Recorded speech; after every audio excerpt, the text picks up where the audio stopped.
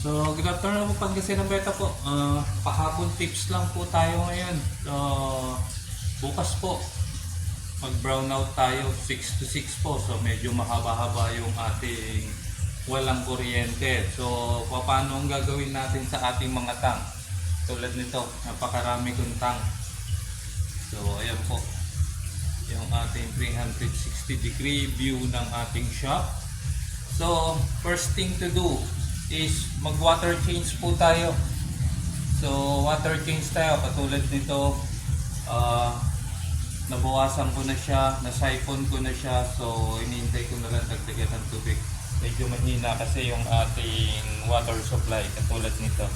So, ito na water change na rin. So, refill na lang. Ito, refill din. So, refill din ito.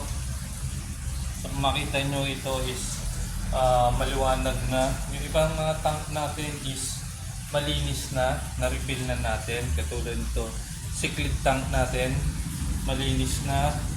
Yung ating mga tetra dito, malinis na rin.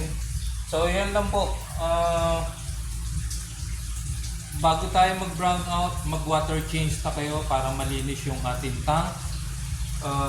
Para ma-avoid natin yung taas ng ammonia at yung nitrate niya, since yung ating water is walang agitation bukas.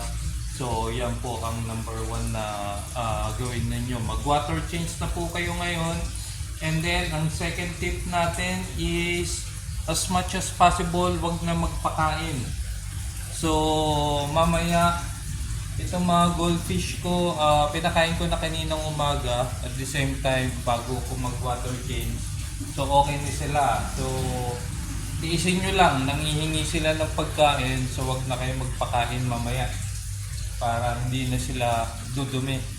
So hindi na sila dudumi, so medyo ma-maintain natin yung cleanliness ng tubig natin. Okay? So yan po yung tip number 2 natin. So, kung wala kayo talagang battery operated na oxygen na aerator or pump dyan, so the next thing to do bukas is bawasan natin agad yung ating tank. Okay? Bawasan natin at least 75%. So, mga ganito, katulad nito, nakita nyo yung tank, as much as possible, ganito ibawas natin ng tubig.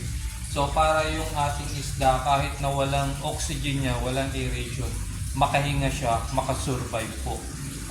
Tested na yan, nakakasurvive naman yung ibang isda. Since meron akong mga battery operated, but hindi lahat nabibigyan ko na meron. So pinipili ko yung mga isda na talagang kailangan ng aeration. Pero kaya nila mag-survive, basta bawasan nyo kaagad at least 75%. Katulad nito aking 75 gallon tanks dito, ito medyo mahihina sa oxygen to, itong mga tetra. So as much as possible, bawasan natin, mga ganyan lang yung tubig. Yung basta makahinga lang yung isda natin. Kung nakikita nyo medyo nahihirapan pa rin, babaan pa rin ninyo. As long na yung isda natin is may konting tubig at nakakahinga siya sa ibabaw. So yan lang po yung ating tips for today.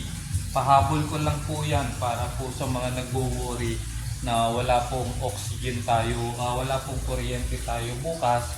So ayan po ang inyong gagawin.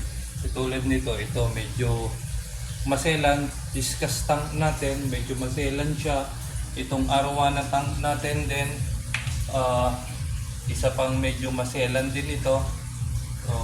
So babaan lang natin. Yan lang po ang tips ko.